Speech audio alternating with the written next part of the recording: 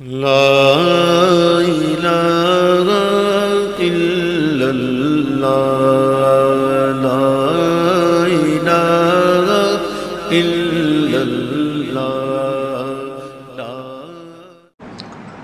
الحمدللہ وکفا وسلام علی عبادہ الذین اصطفیٰ خصوصاً علی سید الورا محمد المصطفیٰ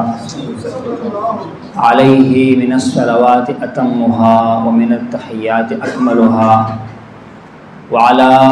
آلہ وصحبہ البررة التقى والنقى اما بعد فاعوذ باللہ من الشیطان الرجیم بسم اللہ الرحمن الرحیم لقد جاءكم رسول من انفسكم عزيز عليه ما عنتم حريص عليكم بالمؤمنين رؤوف رحيم فإن تولوا فقل حسبي الله لا إله إلا هو عليه توكلت وهو رب العرش العظيم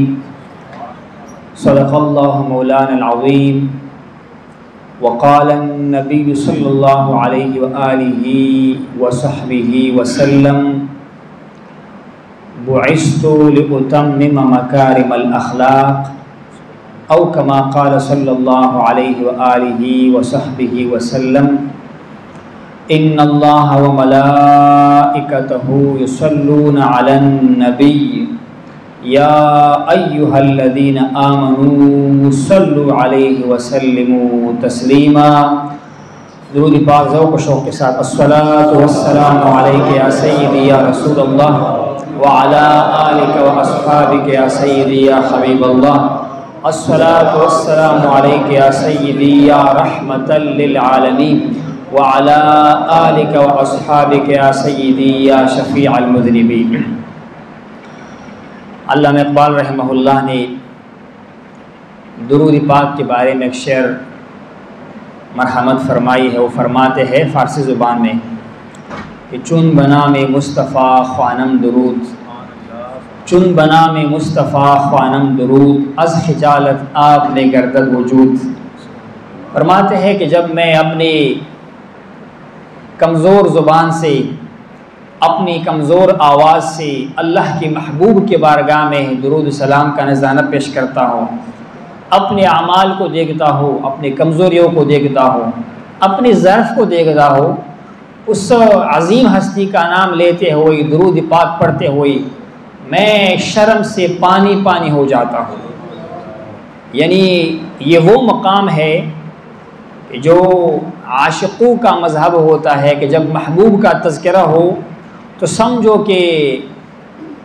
میں اپنے محبوب کی محبت میں اکیلا نہیں، عشق میں اکیلا نہیں، مجھ جس سے لاکھوں ہزاروں بے شمار لوگ ہیں جو ان کے درگاہ کی خیرات مانگنے والے ہوتے ہیں، ان سے کچھ لینا چاہتے ہیں، اپنے آپ کو حقیر سمجھ کر، فقیر سمجھ کر، ناکارہ سمجھ کر، لیکن امید کے ساتھ جس طرح ہمارا عقیدہ ہے عبادت اللہ کے سامنے ہم کرتے ہیں، اس کا مقصد کیا ہے؟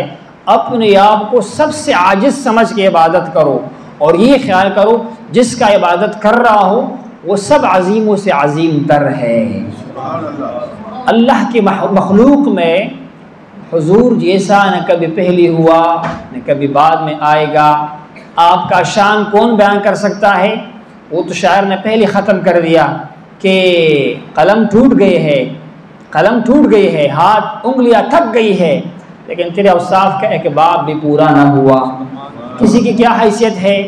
محبوب کی شان کو بیان کر سکے، محبوب کا کسی ایک صفت کا تذکرہ کا محق کر سکے؟ نہیں۔ جو بندہ وقت پر سمجھ گیا وہ کامیاب ہو گیا۔ یہ جناب سیدنا امام ربانی رحمہ اللہ، جس کو شیخ مجدد کہا جاتا ہے ہندوستان کے اندر، وہ فرماتے ہیں ایک مرید اپنی پیر سے محبت کرتا ہے، جس مرید کا پیر سے محبت زیادہ ہوگی، شیخ سے محبت زیادہ ہوگی، اتنا اس پیر کے اور شیخ کے فیوزات اس کو زیادہ سے زیادہ ملتی رہے گی، حاصل ہوتی رہے گی۔ اور اس کے لیے شرط کیا ہے؟ فرماتے ہیں اپنی پیر مرشد رہبر پر یہ خیال رکھو اس وقت روئی زمین پر میرے شیخ کا جیسا تربیت کوئی میرا نہ کر سکتا ہے، ان جیسا فیض کوئی مجھے نہیں دے سکتا، اور میرے نزدیک اللہ نے اس کو میرے لیے سب سے بہتر پیدا کیا ہوا ہے اس زمانے پر، اس وقت۔ یعنی اپنے دور کے مشائخ میں، اپنے دور کے استاذوں میں آپ کا اپنے شیخ پر سب سے زیادہ عقیدہ ہوگا تو اس کا فیض آپ کو کما حق نصیب ہوگا۔ یہی معاملہ ہے اس محبوب کا بندہ تذکرہ کرتا ہے، اس حبیب کا جس کے مناسبت سے ہم اس ماہ ربیع الاول شریف، ماہ ربیع النور کا یہ مجالس سجاتے ہیں، یہ محافل سجاتے ہیں اپنی عقیدت کے اظہار کے لیے۔ اللہ تبارک و تعالیٰ نے کیا خوبصورت ارشاد فرمایا مختلف مقامات کے قرآن مجید کے اندر اپنی حبیب کی آمد کا۔ دیکھو اللہ تعالیٰ نے ہمیں زندگی عطا فرمائی، جوانی عطا فرمائی، صحت عطا فرمائی، لیکن جب احسان جتلانے کی باری آئی، یاد دہانی کی باری آئی تو کیا ارشاد فرمایا؟ فرماتا ہے کہ لقد من اللہ علی المؤمنین اذ بعث فیہم رسولا۔ تحقیق کے ساتھ اللہ تبارک و تعالیٰ نے مؤمنین پر احسان فرمایا، بندوں پر احسان فرمایا۔ یا اللہ کون سا احسان، کیسا احسان؟ رب کریم فرماتا ہے اذ بعث فیہم رسولا، میں نے تمہارے اندر اپنے محبوب کو، اپنے پیارے کو، اپنے سب سے عظیم ہستی کو تمہارے میں سے پیدا فرمایا، مبعوث فرمایا۔ یہ اللہ تبارک و تعالیٰ احسان جتلا رہا ہے ہم لوگوں پر، اور جو بندہ اس احسان کو اپنے ذمے لیتا ہے، حدیث مبارکہ میں ہے، ایک بزرگ نے قول نقل کیا ہوا ہے، وہ اپنا واقعہ بیان کرتے ہیں خواب کا یا عالم رؤیا کا، یا رسول اللہ عرب کا عالم ہے، یا رسول اللہ ہم ربیع الاول کے مہینے میں میلاد کے محافل سجاتے ہیں، کچھ لوگ کہتے ہیں کہ صحیح نہیں ہے، کچھ کہتے ہیں بدعات ہے، جو لوگ ہر بات پر بدعات اور شرک کے فتوے لگاتے ہیں، وہ کہتے ہیں صحابہ کرام نے محافل نہیں سجائی، صحابہ نے یہ میلاد نہیں منائی، ان کے دور میں نہیں تھا، تابعین کے دور میں نہیں تھا، فلہذا یہ بدعات ہے، یہ نیا کام ہے وغیرہ وغیرہ۔ یا رسول اللہ آپ ارشاد فرمائیے، ہم تو بڑے ذوق کے ساتھ، اہتمام کے ساتھ، شوق کے ساتھ، جناب شمس الدین جزیر رحمہ اللہ فرماتے ہیں کہ عرب میں دستور کیا تھا، پہلے ربیع الاول سے لے کر جس طرح آپ لوگوں کا ہمارے لوگوں کا الحمدللہ یہ مناسبت ہے اور یہ طریقہ کار ہے، 12 تک ہر رات لوگ عشاق باہر نکل آتے ہیں، حضور کی تذکرے کرتے ہیں، مدائح پڑھتے ہیں، نعت پڑھتے ہیں، اور درود پاک کی نذرانی پیش کرتے ہیں، اور آخر میں شیرینی، میٹھا یا کچھ کھانے کا تقسیم کیا جاتا ہے۔ وہ فرماتے ہیں یہ ہم اسی لیے کرتے ہیں کہ جس ہستی کو اللہ نے ہمارے درمیان بھیجا ہوا ہے، اگر ہم دن رات ایک کریں اور سال کی 365 دن، ہفتے کی سال کی 52 ہفتے اور ہفتے کے 7 دن اور دن رات کے 24 ساعت ہم حضور کی آمد پر اللہ کا شکر ادا کریں، فرماتے ہیں ہم شکر ادا نہیں کر سکتے ہیں۔ یہ تو ایک حقیر سی کوشش ہے، اور اس کی بنیاد خود حضور پاک نے رکھی ہے صلی اللہ علیہ وسلم۔ آپ مبارک کا معمور ہے، جمعرات کا روزہ ہے اور پیر کا روزہ ہے۔ جناب ابی قتادہ فرماتے ہیں ہم نے عرض کیا یا رسول اللہ چلو جمعرات کا تو فضیلت آپ نے پہلے بیان فرمایا ہوا ہے کہ جو بندہ جمعے کے رات فوت ہو جاتا ہے، اس جمعے کی برکت سے، جمعے کے رات کی برکت سے اللہ تعالیٰ اس کو قبر کے عذاب سے نجات عطا فرمائے گا۔ ایک روایت کے اندر ہے حساب کتاب نہیں لیا جائے گا، ایک روایت میں ہے کہ جمعے کے رات کو وہی فضیلت ہوتی ہے جو جمعے کے دن کو فضیلت ہوتی ہے۔ اور یا رسول اللہ یہ پیر کے دن کا کیا حکمت ہے، آپ یہ پیر کے دن کا روزہ کیوں رکھتے ہیں یا رسول اللہ؟ تو آپ نے کیا فرمایا؟ 2 بات ارشاد فرمائی۔ ایک کا تعلق آپ مبارک کی جسم مبارک کے ساتھ ہے، آپ مبارک کی ولادت کے ساتھ ہے، اور ایک کا تعلق آپ کی معنویت کے ساتھ ہے، آپ کی جو لایا ہوا دین ہے اس کے ساتھ ہے۔ فرمایا فیہ ولدت وفیہ انزل علی، حضور نے فرمایا یہ پیر کے دن 2 کام ہوئے ہیں، ایک یہ کہ اللہ تعالیٰ نے اس دن مجھے پیدا فرمایا، میری ولادت ہوئی۔ حضور پاک اپنا ولادت کیسے منا رہے ہیں؟ ہر ہفتے منا رہے ہیں، ہر پیر کے دن منا رہے ہیں۔ یا رسول اللہ کیا حکمت ہے؟ فرمایا اللہ نے مجھے پیدا فرمایا اس دن، اور دوسرا کیا ہے؟ وفیہ انزل علی، رب کریم نے جس دن مجھ پر وحی نازل فرمایا، مجھے رسالت کے اظہار پر مامور فرمایا، وہ مبارک دن بھی پیر کا مبارک دن تھا۔ تو ایک کا تعلق حضور کے جسم کے ساتھ، حضور کے بدن مبارک کے ساتھ، کہ ہمارا عقیدہ ہے کہ اللہ کے نبی وہ مبارک کو اللہ نے دو صفات سے عطا فرمایا۔ ظاہراً تو آپ بشر ہے، ظاہراً تو جناب سیدنا عبداللہ کے شہزادے ہیں، آمینہ کے لخت جگر ہے، جناب فاطمہ کے پیارے مشفق پدرجان والد گرامی ہے، حسن ابا کے نانا ہے مبارک، اور ایک آپ کا حقیقت ہے، آپ کا جو اصل ہے۔ جناب سیدنا امام ربیع مولا فرماتے ہیں کہ اللہ تبارک و تعالیٰ نے اپنی نور کے اظہار کے لیے، اپنے خلقت کے اظہار کے لیے ایک دم تمام مخلوق کو فائدہ نہیں فرمایا، بلکہ اس کا آغاز کس سے ہوا؟ ہم اور آپ کے آقا و مولا جناب سیدنا محمد مصطفیٰ صلی اللہ علیہ وسلم مبارک کی نور مبارکہ سے ہوا، جس طرح روایت کے اندر ہے کہ انا من نور اللہ والخلق من نوری۔ اللہ تعالیٰ اپنے آپ کو نور کہتا ہے، بابا اللہ نور السماوات والارض، اللہ تبارک و تعالیٰ نور ہے آسمان و زمین کا، اپنے شان کے مطابق، اپنے شان کے مطابق جو اس کے شان کے لائق ہے، لیکن اس کے اظہار کے اللہ تعالیٰ نے کس کو منتخب فرمایا؟ اپنے محبوب کو منتخب فرمایا۔ اور آپ مبارک منشأ ہے، مبدأ ہے تمام مخلوقات کا، کیونکہ کسی کے اندر یہ طاقت نہیں ہے کہ وہ خاص تجلی، یعنی اس کا مثال یوں لے لیجیے گا، اللہ تعالیٰ نے اپنے حبیب کو اپنے لیے پسند فرمایا، اپنی نور کا مظہر بنایا۔